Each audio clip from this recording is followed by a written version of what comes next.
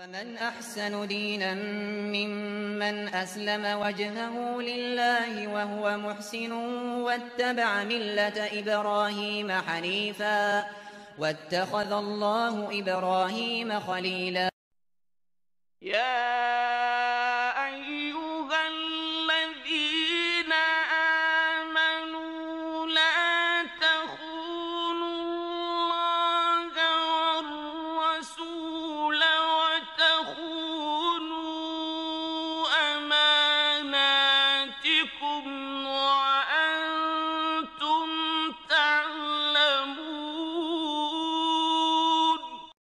Je reviens au terme amana. Allah Azza wa Jalla a dit Inna aradna al-amanata ala as-samawati wal-ardi wal-jibal. Allah a dit nous avions proposé aux cieux, à la terre et aux montagnes la responsabilité. L'amana. فأبين أن يحملنها وأشفقن منها وحملها الإنسان إنه كان ظلوما جهولا. Donc nous avions proposé aux cieux, à la terre et aux montagnes, l'amana. Regardez, les cieux, les 7 cieux, les montagnes, subhanallah, la terre, Allah leur a proposé l'amana. Ils ont refusé de la porter et ont eu peur alors que l'homme s'en est chargé car il est injuste envers lui-même et très ignorant. Pourquoi ils ont refusé? C'est qu'Allah leur a dit, si vous faites bien, vous allez être récompensés. Et si vous faites le mal, vous allez être punis. Ils ont eu peur. Et l'être humain, vous allez me dire, mais quand est-ce qu'on l'a fait? Allah Azza wa Jalla nous a fait sortir du dos de notre père, Adam alayhi salam, avant qu'on soit créé. Et il a pris sur nous ce pacte. Quel est ce pacte? Quel est ce pacte?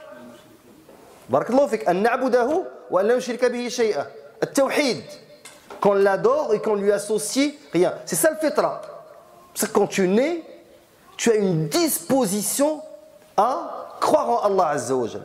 D'ailleurs, si tu n'as pas, tous ceux qui ont écrit des livres sur les 7 secrets du bonheur, 10 choses à faire pour être heureux, tous ces gens-là, il leur échappe la clé du bonheur, qui est la foi. Tant que l'être humain ne sait pas d'où il vient, et que va-t-il advenir de lui après sa mort, il ne peut pas être heureux. Parce que tout ce qui est bonheur sur cette terre est forcément éphémère.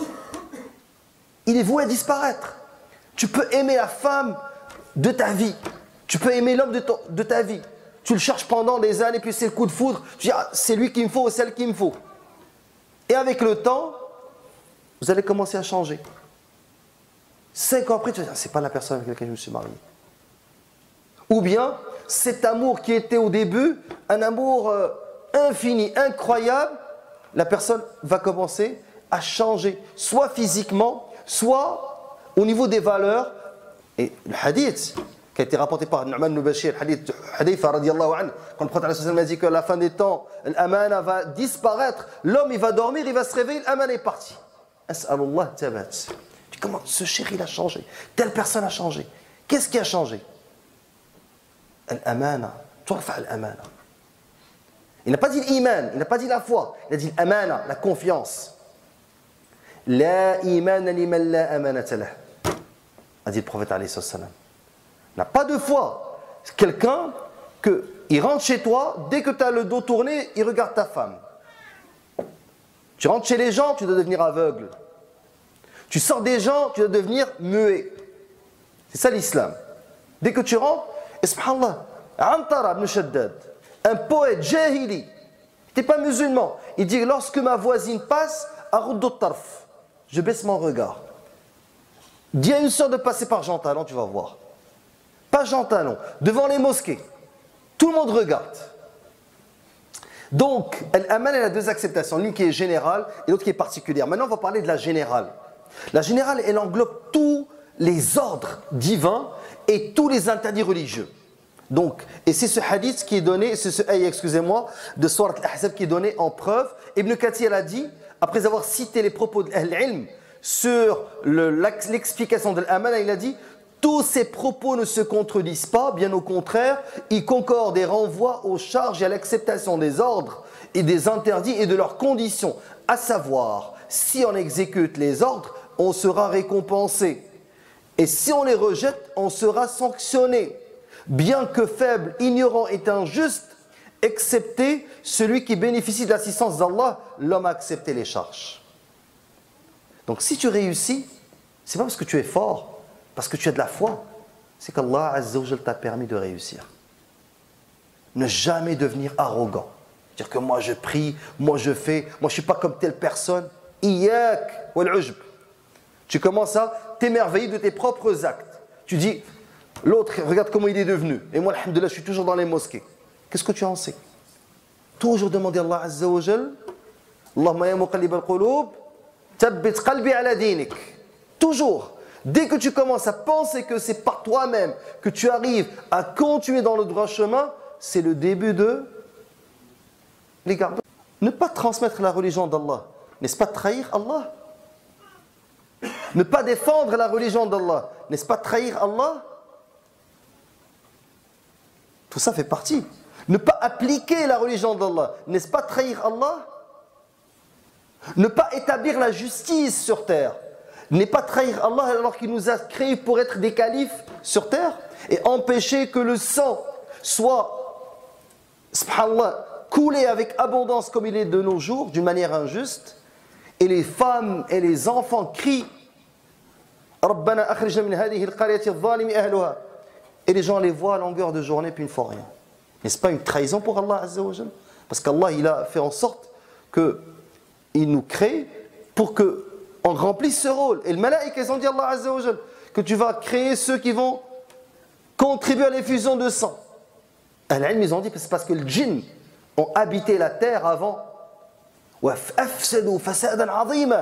Ils ont commis des péchés, ils se sont entretués. Donc le malaïka, par expérience, il disait que les êtres humains, ça va être pareil comme le djinn. Alors, l'imam Tabari dit la même chose, que le terme amana utilisé dans cet endroit désigne toutes les sortes de responsabilités religieuses et responsabilités envers les gens. Alors, et il cite le même verset, Cheikh Mohamed Amin Shanqiti, rahmatullah alayhi, sahib Adwa al-Bayan, il a dit, le terme amana englobe tout dépôt dont Allah vous a chargé de la garde et il vous a donné l'ordre de le préserver. Aussi, l'amana englobe-t-elle la préservation des membres, des organes. Donc, contre tout ce qu'Allah n'a pas agréé. Donc, si une personne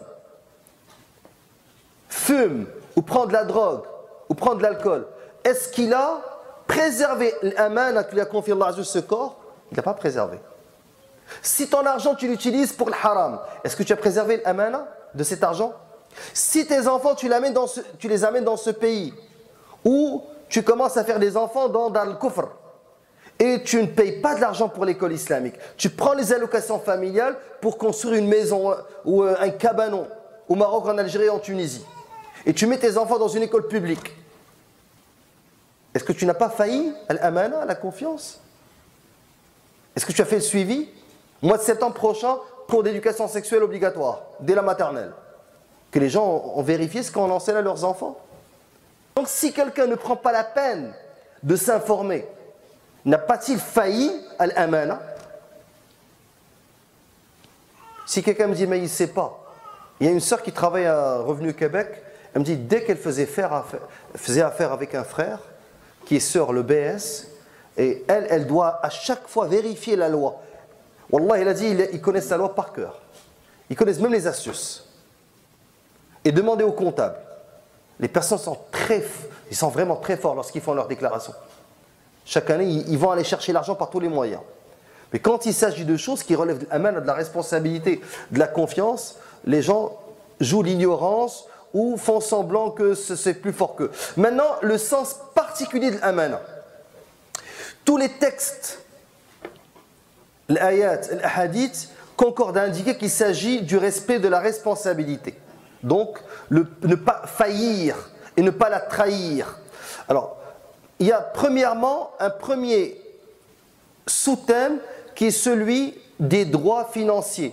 Tout contrat, tout dépôt. Donc, si quelqu'un te donne un montant d'argent, si quelqu'un te prête un livre, tu prends un livre et, croyez-moi, je ne suis pas le seul.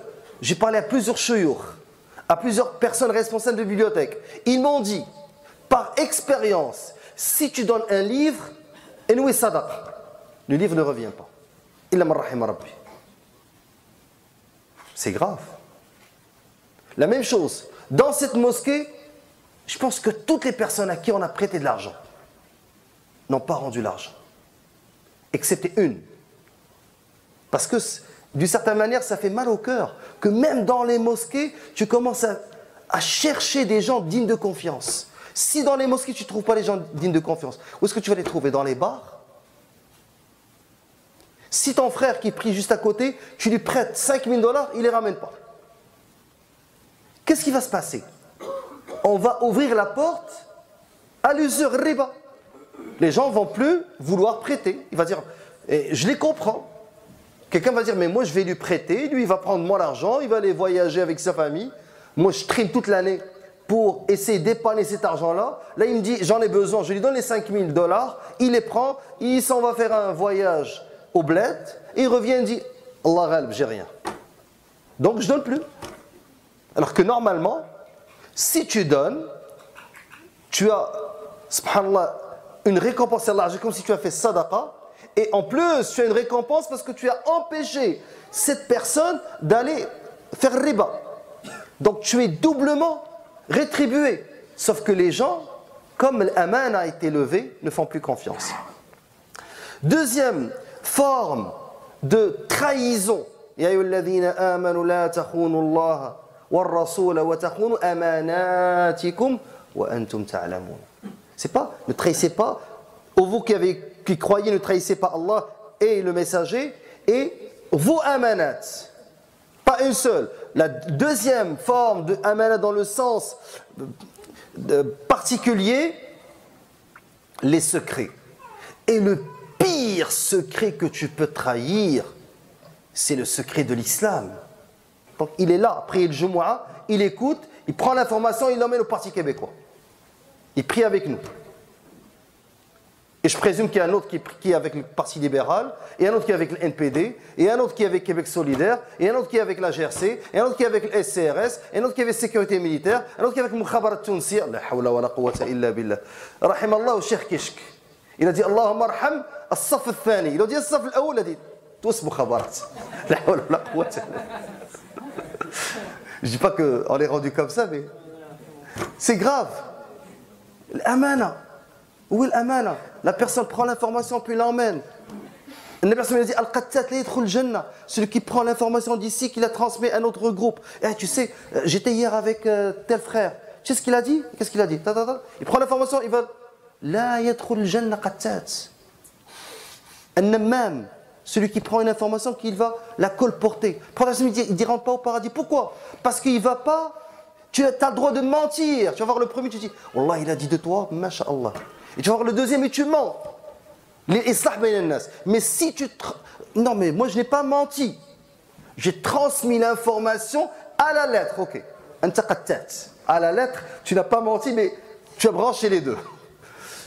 Le pire secret que la personne peut trahir après l'islam. D'après ça, Abu Sa'id al-Khudri, le message d'Islam a dit, certes, relève des plus grandes responsabilités auprès d'Allah au jour de la résurrection, la divulgation des secrets de couple. On a un grand problème aujourd'hui. Croyez-moi. Pas seulement dans les couples, même entre frères, même entre musulmans. Divergence égale dispute. Les gens ne savent pas diverger. Dispute égale séparation. Séparation égale al-fujur fil khusuma. C'est parmi les signes de l'hypocrisie. Wa idha khasama fajar. C'est qui ce sahabi radiyallahu anhu al-Ansari qui était Khadim al-Nabi alayhi salam. C'est Anas. Anas ibn Malik radiyallahu anhu. Il est parti, il est revenu. Sa mère lui a dit, qu'est-ce que le prophète sallam t'a dit? Il a dit, amana. Tu dis ce que le prophète... Elle a laissé. Et lui, il a rapporté le hadith. Après la mort du prophète sallam, Et un autre, il lui dit, et où est-ce qu'il t'a envoyé? Il a dit, subhanallah, je ne l'ai pas dit à ma mère, et je vais te le dire. Regardez, les gens des fois sont curieux. Il a dit, et où est-ce qu'il t'a envoyé le Rasul? Et Anas ibn Malik a dit, il est mort avec le secret du prophète. On ne sait pas où est-ce qu'il l'a envoyé. Il a dit ni à sa mère, ni à ce tabi'i qui nous a rapporté le hadith, on ne sait pas. Il ne parle pas. Il était enfant, un enfant. Il ne parle pas, subhanallah. Aujourd'hui, on se dit, mais cet enfant, dès que tu l'emmènes dès qu'il y a des invités, tu l'emmènes quelque part, il faut lui fermer la bouche. Tu sais pourquoi? Parce qu'il t'a vu tout le temps parler, il fait comme toi. Si ton fils parle, c'est que toi tu parles d'autres personnes. Dès qu'ils s'en vont chez des invités, la femme commence à pincer l'enfant. Elle frappe, tais-toi, tais-toi. Mais lui, il voit sa mère tout le temps avec le téléphone. Il fait ce que fait sa mère. Ou il fait ce que fait son père dans les assemblées avec les autres. Donc lui aussi il parle. Et l'enfant il dit, pourquoi il frappe? J'ai rien fait. Il reproduit ce qu'il a vécu comme éducation. Et si on veut changer, on doit commencer par tous revoir notre éducation, comment on a été éduqué. Il faut être conscient comment on a été éduqué pour désapprendre, oublier et nous reprogrammer de nouveau. Tous. Allah al-Musta'an, des fois il y a des choses qui nous dépassent. Chasser le naturel, il revient au galop. Il y a ce qui est... On est tellement habitué que c'est devenu une deuxième nature, une seconde nature. Et ça va être difficile. Je peux vous donner des exemples. Au niveau de l'Aman, il y a des personnes, dès qu'il entend quelque chose, il ne peut plus s'empêcher de ne pas transmettre l'information. Il ne peut pas. Sa tête va éclater. S'il ne le fait pas, il va tomber malade. Il va prendre des Advil. Il faut qu'il parle. Alors lui, il doit s'éduquer, s'auto-éduquer. Troisième forme, et la dernière, et on la termine, Inch'Allah, parmi les responsabilités et les postes publics, les responsabilités, quand tu deviens responsable de quelque chose, et là il faut faire attention parce que d'après Abu Hurairah, le message d'Islam a dit, quand l'amana ne sera plus respecté, attendez-vous à l'heure, hadith rapporté par Bukhari. Il y a aussi un homme qui est venu voir Rasul, Ya Rasulallah, c'est quand l'heure? Qu'est-ce que dit Rasul? Qu'est-ce qu'il a dit? Si l'amana est perdu, et il a expliqué qu'est-ce que ça veut dire l'amana. Quand on va donner les responsabilités, ça c'est parmi les trahisons de l'amana. Tu vas donner une responsabilité à quelqu'un qui n'est pas apte. Ça, tu viens de trahir l'amana.